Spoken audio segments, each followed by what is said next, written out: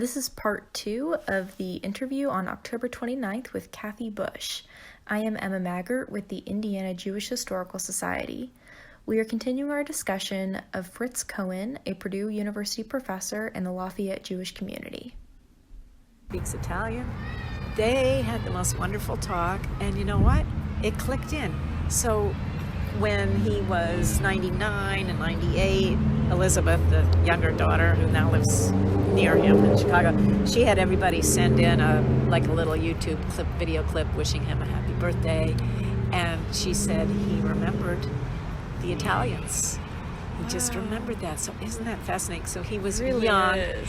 and he experienced a lot of anti-Semitism in Germany, of course. Yeah. So he was there for a year. Let's see, he went back. The parents summoned him back when he was 17, and then they sent him to the U.S. Yeah. And the rest is a lovely story. He met his wife and had a wonderful American life. Yeah.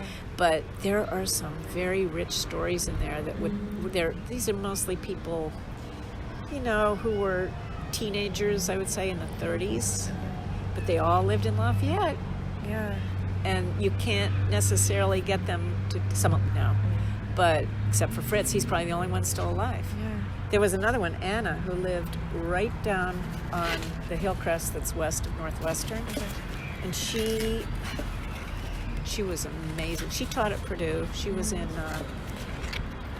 biomedical, I think, something like that. And she was real stooped over, real stooped. I mean, more than the average osteoporosis type of thing. And she gave several talks at Temple, and at one point she said, the reason I'm walking this way and stand this way is because she was probably prepubescent, maybe 12. They developed kind of later in those days. She had to carry 100-pound bags of salt on her back and haul them from one, whatever to another. Oh, it was so tragic. Oh my gosh. And there were all these people. Yeah. And I had no idea. So this one guy named Salvendi lived down the block from my folks. I had no idea he was even Jewish. Yeah. That's the kind of thing, I Where think you can part of inhabit it a was community. maybe post-war, and people were just kind of keeping it, I don't think they weren't purposely hiding it. I mean, It's just not something that it you just talk did, about a lot. it just wasn't. Yeah. Our temple was very well received in the community. Well, I was talking to somebody about this the other day. We, in the last maybe 8-10 years, we used to have this corned beef deli sale in town, and it was kind of geared to offices. So somebody in the psych department would offer buy 10 brown bag lunches and bring them in, because people don't, basically they could just eat it at their desk. Yeah. And so of course we couldn't do that now because of COVID. But I was thinking back, as far as fundraisers, we used to do. This is really cute. This is so. I think this story epitomizes the way Lafayette was as far as its goodwill, maybe. Yeah. So we had this big smorgasbord, a Jewish smorgasbord, where all the women would cook this Jewish food, like the stuffed peppers, everything you would expect, soup to nuts, all the way through. So they rented Central Catholic's high school cafeteria and their kitchen, of course, because they'd have to heat the stuff up. Yeah. Arnie Cohen, who was the start of Arnie's Pizza, was a wonderful guy. So he was sort of like the maitre d'. He knew how to get people in their right stations. They had, my father was a waiter. It was very fancy, they had white tablecloths, people coming. So they used to joke, it was the Jews putting on dinner. It was Sunday dinner right after church. Right. See, perfect. And all the Protestants were the audience, the bulk of the audience, put on in the Catholic school. I mean, it was just really funny. Yeah. And they did that for quite a few years, made a lot of money, but more than that, it was really goodwill. Yeah. So there was I really don't think there was a lot of animosity. If it was not overt at all. I think that my the parents of Suzanne, I think it was the mother who was probably sensitive to her husband's accent, and then Yeah. maybe they had said something once, I don't know. Maybe. And then there was the Shul people too, the Orthodox. None of their kids were in my class, so I didn't really have personal relationships, but I knew of these people. Yeah. I think that story of the smorgasbord is really rich. And it really wasn't is. just a one-shot deal. I mean, they did it for years. One of those scrapbooks that Katie has, you know, it certainly had the mention of it in the newspaper, but I think there's pictures of it. And, you know, it was excellent food. I mean, it was just like, it was more than, you know, my mother would never sit down and make all of those things at one meal. So, everything at one kugel, time. you know, it was just on, and people loved it. And and I'm thinking now, yep, they knew their audience. They're coming right from church. Yep. Everybody they're all dressed up. I mean, it was ready for the event. Yeah, you know, I'm sure I must have, but I don't have any deep scarring memories of anybody saying, "Oh, you know, you kike," or nothing. I don't good. You have don't that. have anything like Probably that. starting to think of the way what my worst memory was, and it's not that bad. A couple of the boys, and this had to have been 8th grade when they did, called me everybody's shrimp. mean in 8th They grade. called me shrimp, Oh, which is not that bad. no. You know, but when you're in 8th grade, when you're you like, are a "You shrimp, called me." yeah. So but that was the worst thing that ever happened to me, and then that's not bad, you know. No. But it had nothing to do with this because I was tiny. Yeah. That was the only thing. That was it. In fact, I wasn't even that tiny. I was short. I was thin, but it was the shortness that was the most dramatic, I guess. Yeah. Deb and Jan, I would suspect they have the same story. Yeah. I really do. Jan went all the way through at West Side, which is, you know, there were more Jews. She ended up, this is kind of interesting. She said something to me. She was in the same class with my sister, who was in Plano. Yeah. And she said, you know, I'm on our reunion committee for, you know, 50th reunion, blah, blah. And she said, it's interesting. I'm more friendly with the Jews now than I was then. And I said, I think you really hit on something, Jan, because, and that's what I didn't say. I kind of said it. We were friends. I was friends with these two girls, you know, and they'd write me letters and I'd write them back, the camp letter thing. But it just didn't occur to me to like go to a movie with them or something. It just, when there's so few of you, you don't want to look clannish or something. I mean, it's just sort of like innately wired. You just don't want to do that. Or we didn't anyway. Yeah. But now, I mean, when we were down in Tucson, I got together with Suzanne, and of course I'm very fond of her father, who's, you know, we talk about that. And then, and Jan, who I know, I think she was maybe in our house one time, the whole time in high school.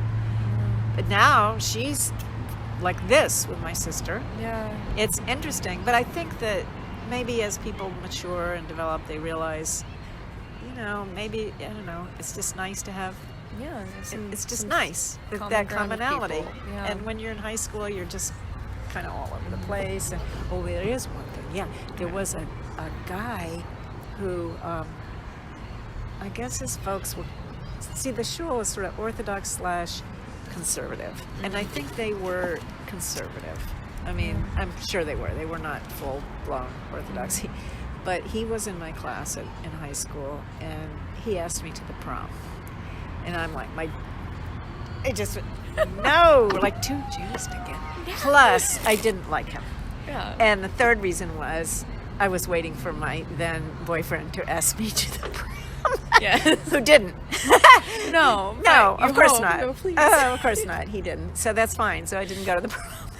But I made my bed, you know. And my mother could say, "That's so rude, you know. Think how he had to work up his nerve to ask you." I mean, we had never been on a date. Come on. Yeah. Jeez, why would I suddenly, you know?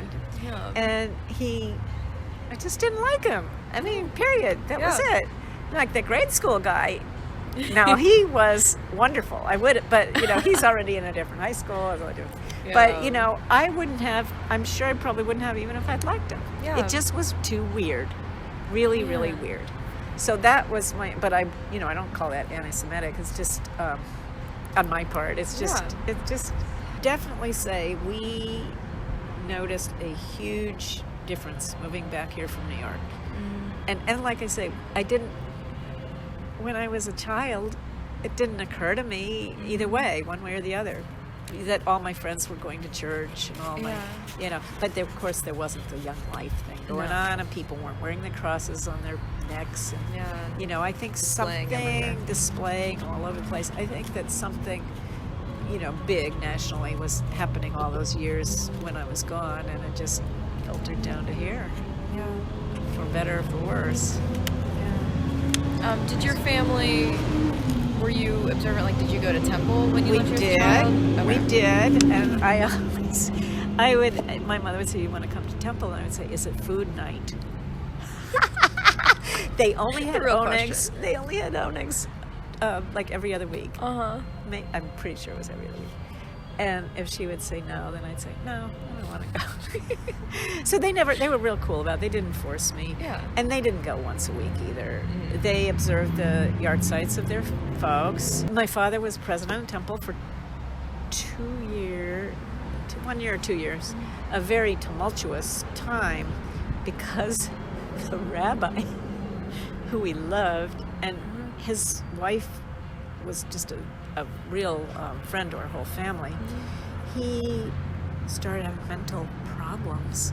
Presidents of the temple, they get every bad thing gets thrown at them. Mm-hmm. And so basically my father had to get him institutionalized here in town. It was north of here, and he got better.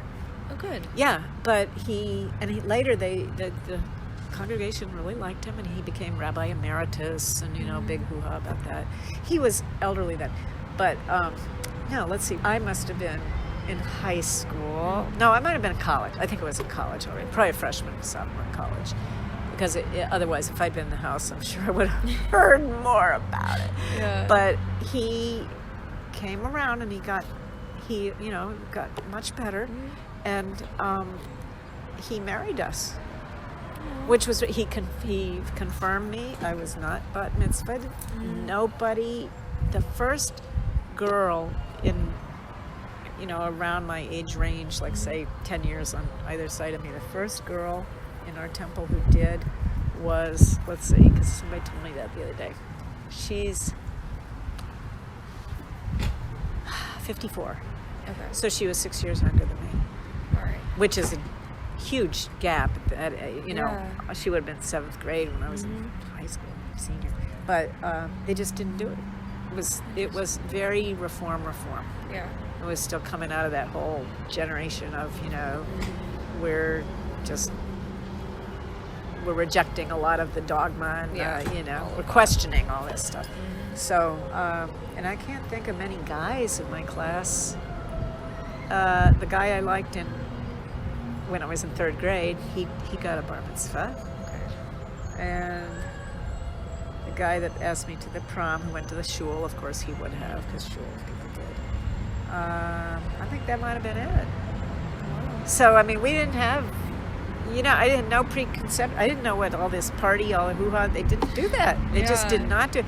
But my parents really insisted on me being confirmed, and I really liked the confirmation program, and so that rabbi confirmed me, this same rabbi, and then he married us. And not only did he marry us, he then baby named, official baby naming, my son. I don't know about my daughters, just my son. He was out of the picture then by the time my daughter, because with my daughters, this is kind of neat. We combined with this other girl that went to the camp in Ohio with all the Cleveland people. Yeah. We combined baby namings with her 2 children, the oldest of which at this point was 6, and mine were like 4 and 1 or whatever. That's it, because her son, who was around 1.5, he and my 36-year-old were contemporaries. So, but I don't think that was Rabbi Levinson. I think another rabbi did that. Anyway, but it was really, so there were a lot of nice things about coming back, to have this full circle of the same person marrying you that, is confirmed you and, has known you your whole life. And he loved it. I think it was really fun for him. I could see, as a teacher, how fun that would be to have the kids of former students, that kind grow of thing. up and come back.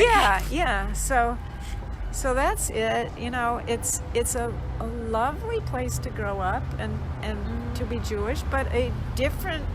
You're in like a time capsule, kind of. You're in and especially I was at Westside High School because you've got these extremely privileged, I guess you say, not only just financially and they would constantly my peers take it off for a year sabbatical in London or a year sabbatical in here, there, and so they were very cosmopolitan, and not typical of most Indiana places. Just not. But in a way, I was very naive. I remember when I got to Chicago, because that was like the first big city I had lived in. I was a little wary of talking to the cab driver. My guard was kind of up, and which is probably a good thing. Yeah, I would say. Yeah, so. but my kids are not like that. Particularly my one daughter. She has a lot of street smarts, and she can handle anybody. And maybe it's a personality thing too. It could be. Yeah. I don't think my other daughter could. She's a little more innately shy. And I know my son probably, I don't know, after Peace Corps he probably could handle pretty much anything. But I just remember I was very, it's not that I was scared, I just didn't know. Yeah, just not something you're exposed it wasn't to, anything not I'd familiar. been. No, how many cabs do you even see here? No, never. So it was just the whole idea of getting in somebody else's car. You had to pay them, and it was odd. I did Sunday school too. I did a lot. Yeah. And we did youth group, and we had conclaves. I remember that. It wasn't as organized as Nifty became, but it was, it's pretty. Yeah. It was I felt an identity with it. You were involved. I was wasn't involved. Spread in the rest of your life. I was definitely involved, and my parents were definitely involved, and all of that. But so Deb's mother was, I don't know if she was Catholic. She was definitely not Jewish, but the father was Jewish. But he didn't. I don't think this is true in a lot of cases with fathers. Certainly then. He wasn't going to really have much to do with their Jewish education at all. They must have been members of the temple, but he just didn't do anything. Yeah. As he was and generally it's true, the wives kind of do the religious rearing most of the time. Yeah, I'd say so. And so this was a whole, eye-opener for Deb and her sister to go to Sunday school. And he wouldn't even drive them. We drove. But she then became, I call it born again Jew. She got really into it because it was, I guess, she felt she was lacking. I must say our Sunday school education was consistent, but it wasn't very good. Okay. I didn't really learn very much. And we'd learned no Hebrew. Hebrew was just not. And most of the service was in English. Yeah, so there wasn't any real reason to. And the teachers were, they didn't know how to control the wild boys, and, it was all of that. They had no pedagogy with discipline. And now I see this as a ex-teacher. It's like, God, what were they thinking? But so Deb got very involved. She's still taking like Hebrew, adult education. She took some classes at Purdue, Jewish, stuff. She really, put herself out there. There is never a time when you're at temple that she's not there. She just is. She's the faithful. Yeah. Most of us are not like that. No. The thing is, stuff goes on Friday nights. Yes.